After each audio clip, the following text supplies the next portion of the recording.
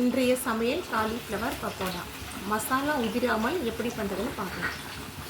பாத்திரத்தில் தண்ணியை சேர்த்து கொதிக்க வச்சுக்கலாங்க. தண்ணி நல்லா கொதிச்சிடுச்சுங்க. இப்போ 1/4 டீஸ்பூன் மஞ்சள் தூள் சேர்த்துக்கலாம். கொஞ்சமாக உப்பு சேர்த்துக்கலாம். சுத்தம் செஞ்சு காலிஃப்ளவர் கட் பண்ணி வச்சுருக்கோங்க. இப்போ இந்த தண்ணியில் சேர்த்துக்கலாம்.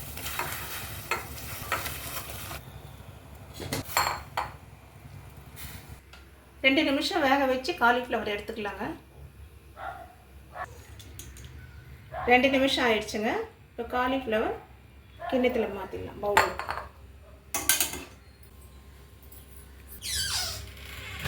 கடலை மாவு 1 டேபிள் ஸ்பூன், 2 டேபிள் ஸ்பூன் மைதா, 1 table spoon cornflour, 1 table spoon அரிசி மாவு, 1 டீஸ்பூன் தனியா பவுடர், 1 டீஸ்பூன் வெறும் மிளகாய்த்தூள், 1 டேபிள் ஸ்பூன் இஞ்சி பூண்டு பேஸ்ட்.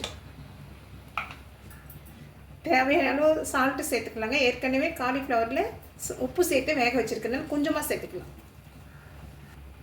நல்லா கலந்து விட்டுக்கலாங்க.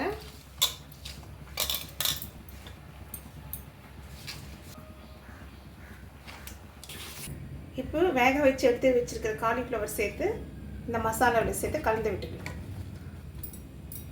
மசாலாவில் காலிஃப்ளவர் சேர்த்து நல்லா கலந்துக்கலாங்க. மசாலாலாம் பூவுக்கு நல்லா கோட்டிங்காக வர மாதிரி கலந்துக்கலாம். தண்ணி சேர்க்க வேண்டாம். ஏன்னா 2 நிமிஷம் நம்ம கொதிக்க வச்சு எடுத்துருக்கனால அந்த ஈரமே போகும். ஒரு 10 நிமிஷம் ஊற வச்சுக்கலாங்க. தண்ணியே சேர்க்காம மசாலா நல்லா கோட்டிங் ஆகிடுச்சு பாருங்கள். எண்ணெய் நல்லா சூடாகணுங்க. சூடான பிறகு அடுப்பை மீடியம் ஃப்ளேமில் வச்சுட்டு ஒன்றா போட்டு பொரிச்சிக்கலாம். மொத்தமாக போட்டோம்னா ஒன்றுக்கு ஒன்று ஒட்டிக்கும். காலிஃப்ளவர் போட்ட பிறகு உடனே திருப்பக்கூடாதுங்க. ஒரு 2 நிமிஷம் அப்படியே விட்டுட்டு அதுக்கப்புறமா மாற்றி போட்டு பொரிச்சு எடுத்துக்கலாம். திருப்பி போட்டு பொரிச்சு எடுத்துக்கலாங்க.